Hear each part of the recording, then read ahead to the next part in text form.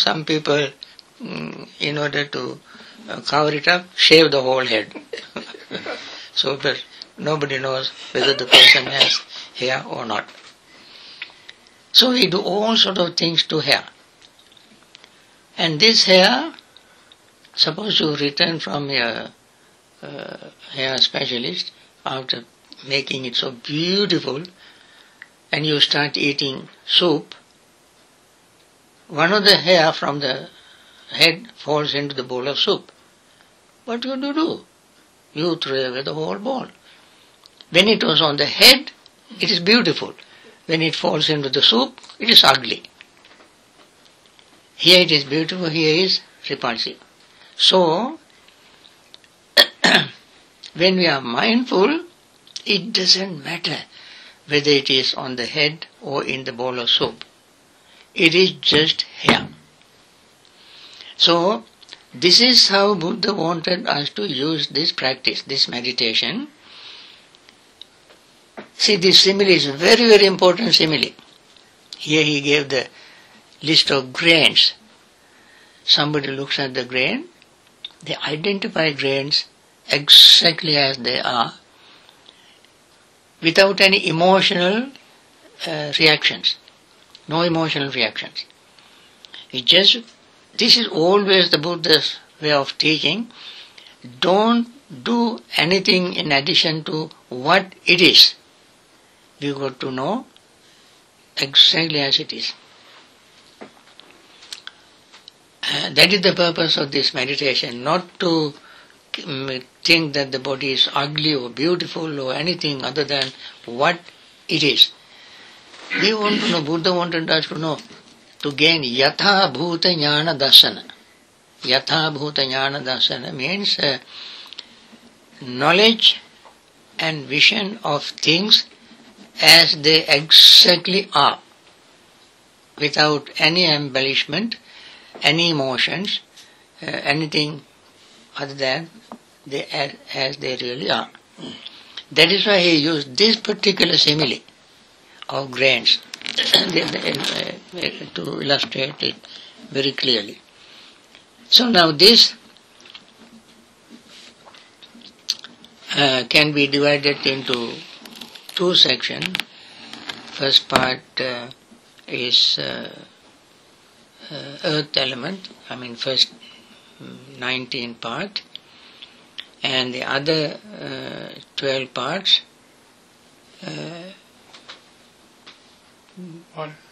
water elements. So now in Maha Satipatthana Sutta, Buddha said, he gave this in Maha Satipatthana Sutta and various other places, and he said, internal earth element is the same as external earth element. Internal earth element, internal hard parts like this are made up of the same elements as outside hard parts. Earth, water, air, fire elements. So, and also when we see this bodily part exactly as they are, that also sometimes helps us to cure our diseases. For instance, in Girimananda Sutta, you have Dasa Sanya, 10 perceptions. One of them is perception of foulness of the body. Venerable Girimananda perhaps might have been obsessed with these impurities. He has not attained enlightenment. He must have been thinking this, because especially when you are sick, you are psychologically depressed. So at the depressed state, you feel this is ugly, that is ugly, this is impure, that is impure. You feel, always something unpleasant. So when Girimananda might have been thinking of, he was gravely sick, He must have been thinking of ugliness and impurities of the body. When Buddha gave him to meditate these subjects of 10 perceptions, one of the perceptions is this. Look at the body to understand it exactly as it is, impartially. When we look at the body impartially, what do we see?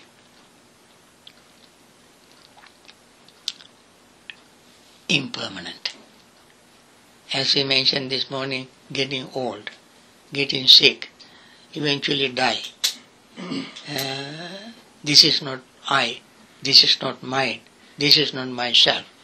These are impartial way of looking at it. It is true. Getting old is true. Falling sick is true. Dying is true. And this is not I is true. This is not mine is true. This is not myself is true. So we look at the reality, the truth in the body. That is the purpose of this meditation.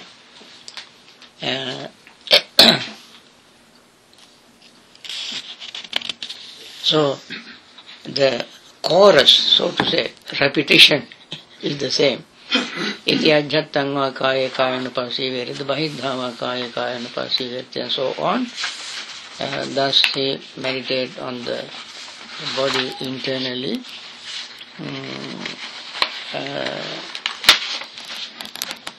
This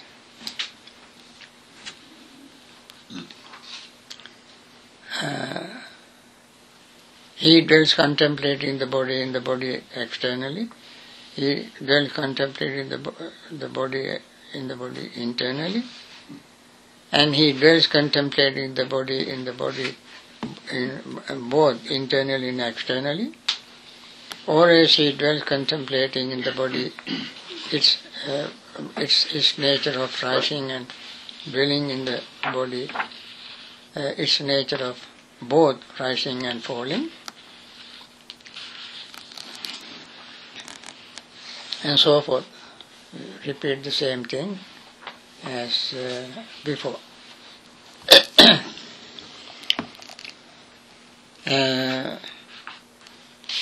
Then we go to the next section, mindfulness of the body, dhatu manasikara.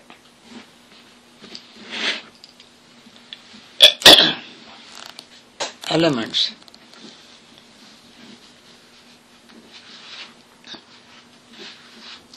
See this body, however it is placed, however disposed, as consisting of elements. Thus, in this body there are the earth elements, the water elements, the fire elements and air elements, just as though a skilled butcher or his apprentice had killed a cow and was seated at the crossroads with his cut up into pieces. So too Bhikkhu review this very body, however it is placed, however disposed, as consisting of elements. Thus, this body there are earth element, the water element, the fire elements and the air elements. Now, again,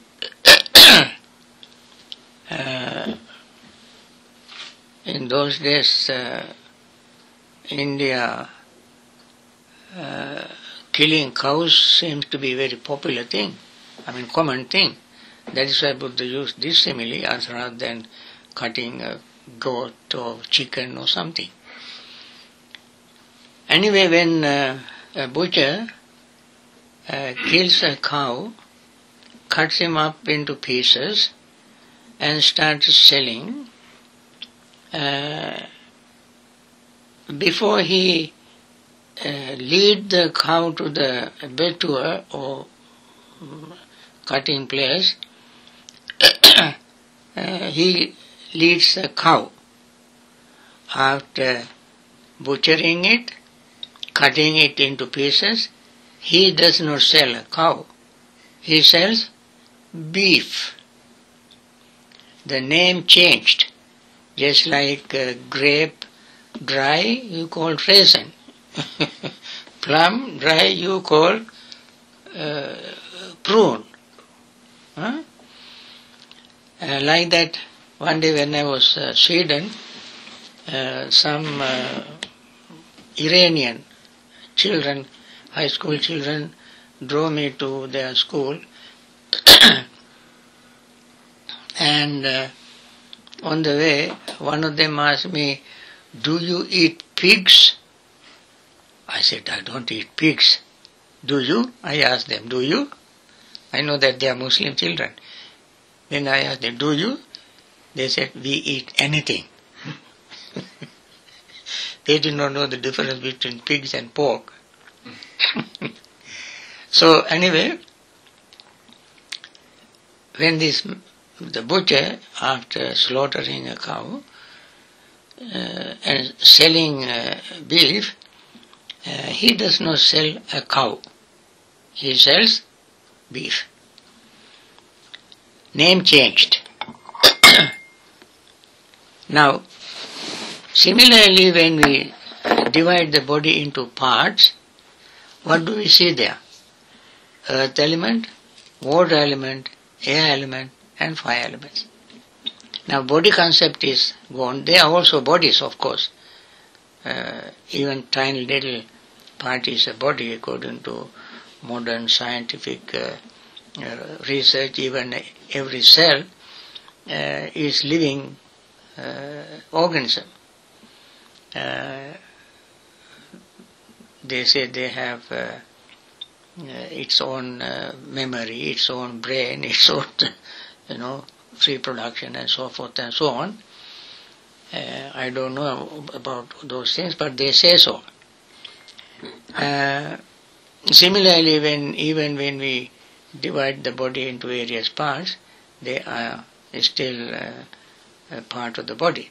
But now we don't call a body, we call it elements, because the body is made up of these elements.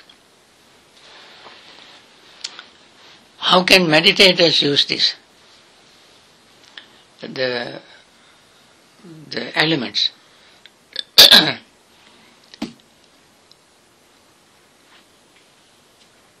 Elements actually we cannot see. For instance, earth element is, we know earth element, existing earth element somewhere, because of its characteristics. Earth element has the characteristic of hardness, softness, and occupying space. These are the characteristics of earth element. And since this body has bodily parts, they are relatively hard, or they can be relatively soft, and they occupy space, and therefore because of this element, the characteristics, we call those parts belonging to earth element.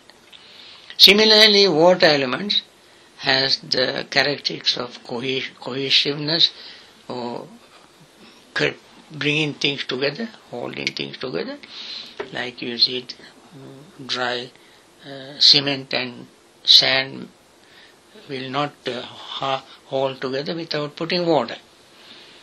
It has the characteristics of flowing, moving, running to the lower ground, and liquidity. And these are the characteristics of water elements. So from these characteristics we know that there are water elements in the body. These 12 parts that we mentioned earlier belong into water elements, because that's what they do. And other 3 elements are not mentioned here. Normally 4 elements. There are sometimes 5 elements. according to according to Indriya Bhanga Sutta, there are 6 elements, but at least 5 elements are famous. They are earth element, water element, air element and fire element, space elements. Space elements is the element that has space. Our body is not completely solid. It has lot of space in the body, between cells, through our sweat pores, and so in our sweat pores, nostrils, and so forth. There are these places are filled with space. I mean, there is the opening, air opening for the in these cavities. That is space. And fire elements is the element that also has characteristics of burning, digesting food, aging, and feeling hot. When the temperature changes, we feeling hot. These are the characteristics of fire elements. Air elements is oscillation, moving, motions are the characteristic of air elements. And heat elements, fire elements, is it has a characteristic of radiation, warming up, feeling hot, as I said, digesting food, and so on. And through these characteristics, we know that there is heat element or fire elements. Now,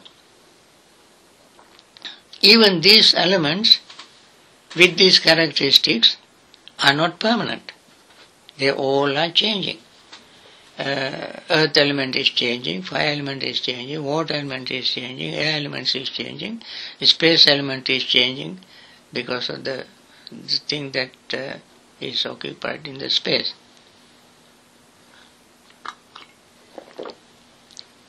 So, this entire body is made up of moving, changing parts, moving, changing elements. And therefore, it is not mine, it is not myself, it is not I. Why? Because they change in their own way, according to the changes of elements. This body is changing. So that is why we want to. That is how we want to use the element meditation, not on elements. Reflection on elements. Then last part is the nine channel ground contemplation. This also is quite obvious.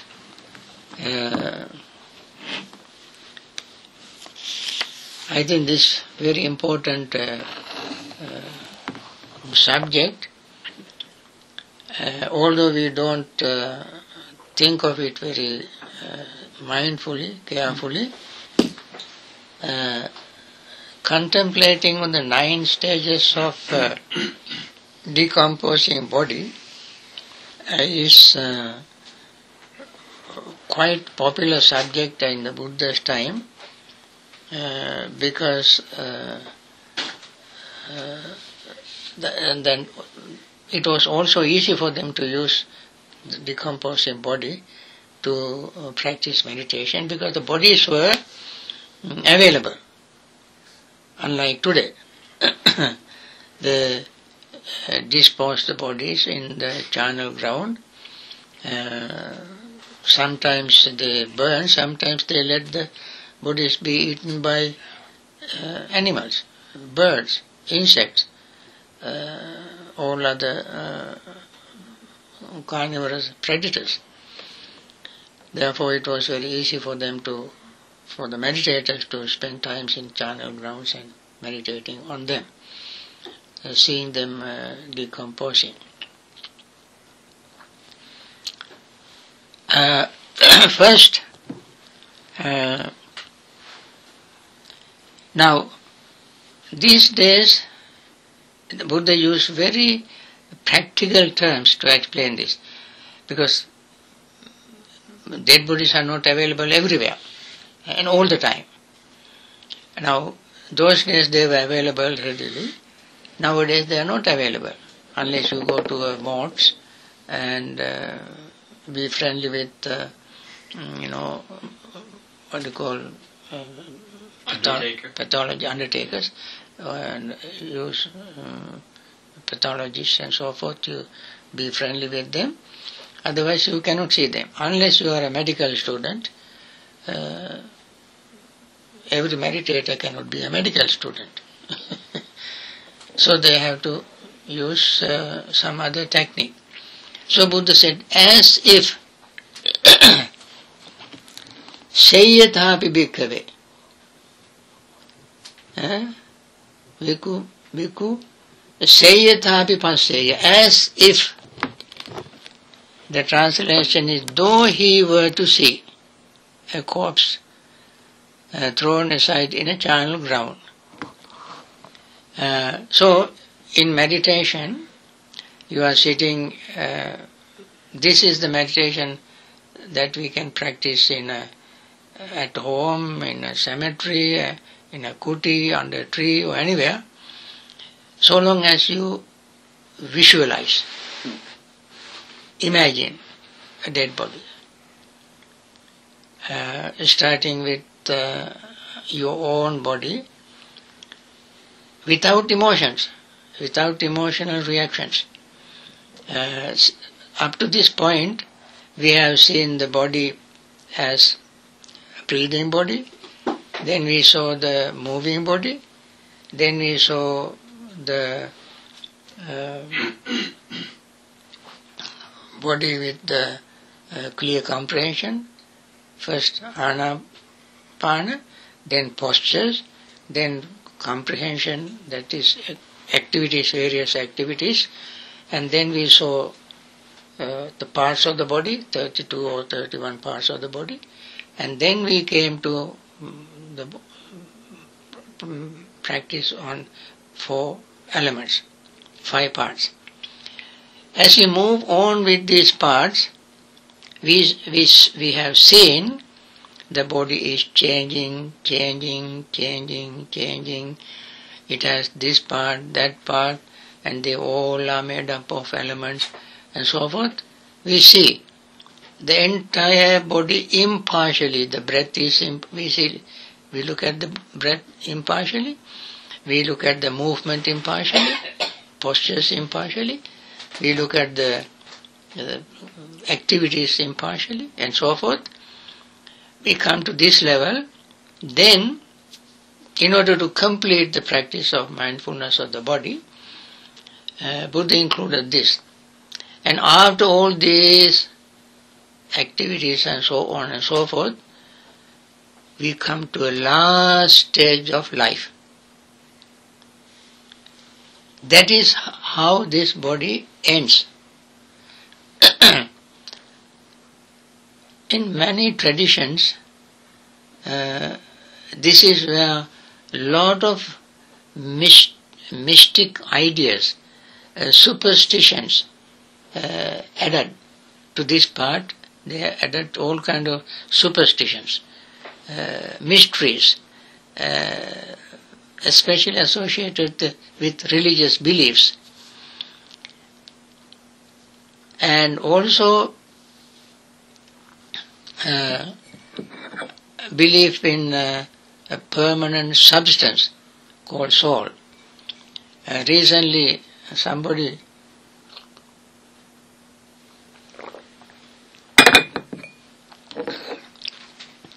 this of course is not to sort of attack any particular religious tradition, but in our discussion I think these sort of things are very important to remember, to understand what our position is, what we do, and how we practice meditation to understand things exactly as they are. For this reason I bring this up, not to look down upon any particular religious practice. Recently somebody came, her husband passed away, and she wanted to bury the body. Then the tradition insisted that the grave has to have concrete walls, and then the coffin must be metal coffin. But she insisted, I don't have that kind of money. How about wooden? No, we don't sell wooden coffins. You must have a metal coffin, copper or something. And then she is not a very rich person, and it was very hard for her, but she has to follow the tradition. Why is that? Why there should be concrete walls and metal coffin? Why is that? Because the soul must remain there. Soul must remain intact. Even after death, soul is there. Soul is there? Huh? I thought the ghost is there. No. On the judgment's day, soul must rise from grave. Whether you believe it or not, in it or not, you have to do that. You have to follow that. So she was crying and was very emotional, very upset, because she has to follow the tradition. For us, in our understanding, Buddha's teaching, this is what happens to the body. This is what happens to anybody, whether it is animal or human or divine. I don't know whether divine bodies will be dropped on earth after the skeleton and so forth, but they may disappear because they are not visible anyway. But at least the beings living on earth, human, animals, fish and so on and so forth, end up like this. That is a universally true nature of life. Perhaps we can discuss this after break.